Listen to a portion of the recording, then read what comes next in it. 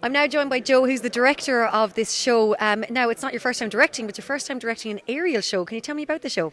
Well, I suppose in terms of this show, it's called Bingo Wings, and the idea is, as well as these wee flaps you might occasionally get under your arms as you get older, it also kind of, I suppose, connects with the notion that everyone is flying in the show. And directing an aerial show is completely different from directing a show where everyone is earthbound. It's amazing because you can kind of come into rehearsals one day and go, you know that scene that is like the MGM fantasy scene, which is a scene in the piece, which is just written MGM fantasy. Is there any chance we could toss her up in the air and spin her around on the finger and then kind of have her, I don't know, maybe like come down on a sort of stairs of feathers? And they're like, yeah, you can do that. So it kind of allows you to just go as far as you could imagine in your imagination, and then like the outcome is extraordinary. So it's not like working with actors, it's like working with angel actors. It's magical is what it is. How much time really goes into these shows now?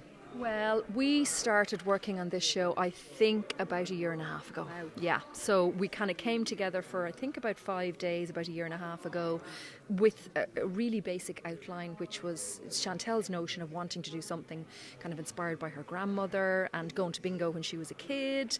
And then we brought brilliant people together, many of whom are in the show, to sort of start playing around that idea. And then it became really clear that we needed a kind of narrative structure, and that's where Tom came in with kind of making that framework for us to work in.